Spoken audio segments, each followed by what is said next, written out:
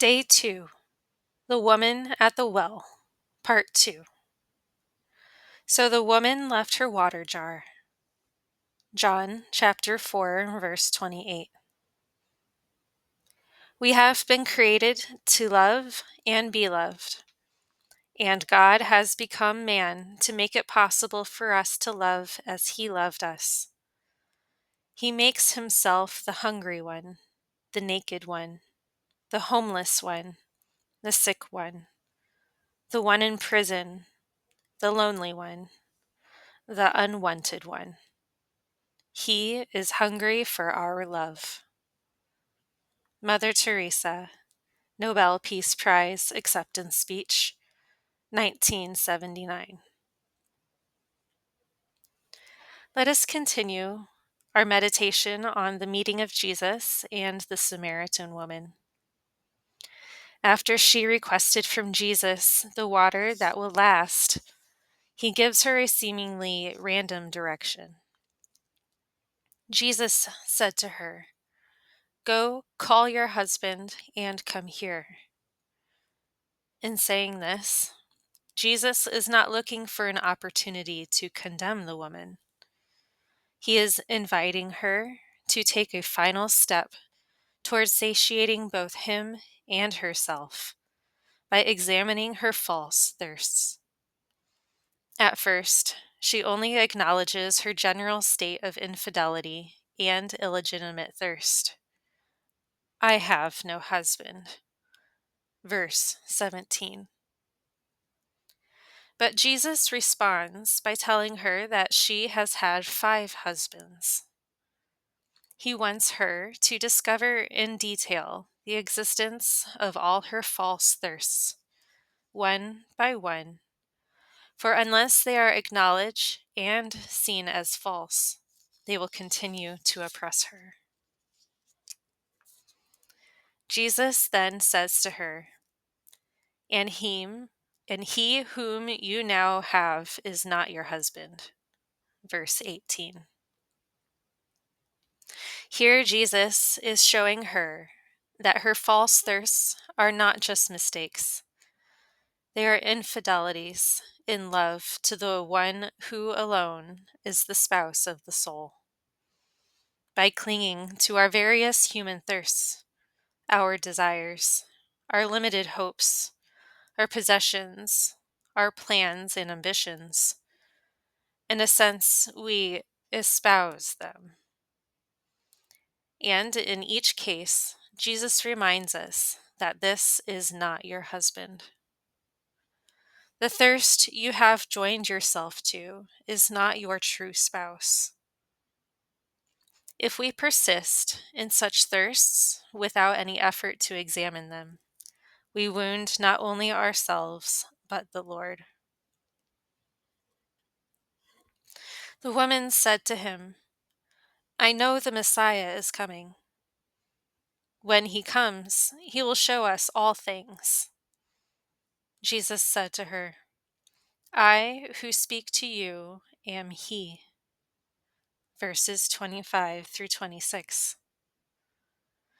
It is as if the woman had said, "I have heard about and have felt within me the truth of what you say, and maybe someday, when things are better, when life is less complicated, when the Messiah comes, then I'll be able to do something about all this later."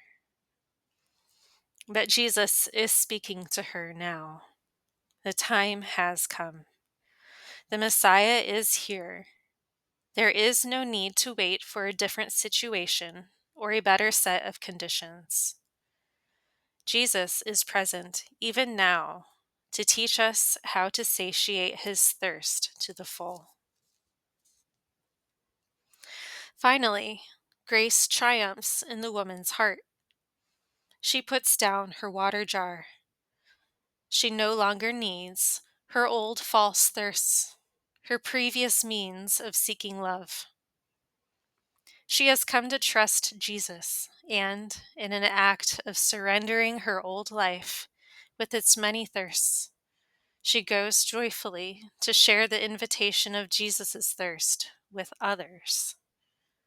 An invitation not just to believe, but to experience that thirst for themselves. The encounter of Jesus with the woman at the well shows us that when Jesus reveals his thirst for us, "Give me to drink," he is trying to awaken our thirst for him. "Give me this water that I may not thirst." Once we begin to express our thirst for him, to bring these two thirsts together, our conversion and our satiation begin. What then is this thirst for Jesus, for God? How is it expressed? It is not simply a feeling, though it may touch our feelings. It is a desire of our will, and therefore it is always possible to us, whether we happen to be experiencing consolation or aridity. Our innate poverty, our weakness, all our needs are already a great thirst. Our interior being is a living thirst that needs only to be directed to God. If this were not so, what hope would we have? What hope would any of us have of answering Jesus' invitation? But we have a potent thirst already at work within us. It needs only to be purified, unified, and focused on God in Christ. Once we have begun to thirst for God, we become aware of many other thirsts that war against that thirst. Secret motives and desires that we may not admit to ourselves, nor even be fully aware of.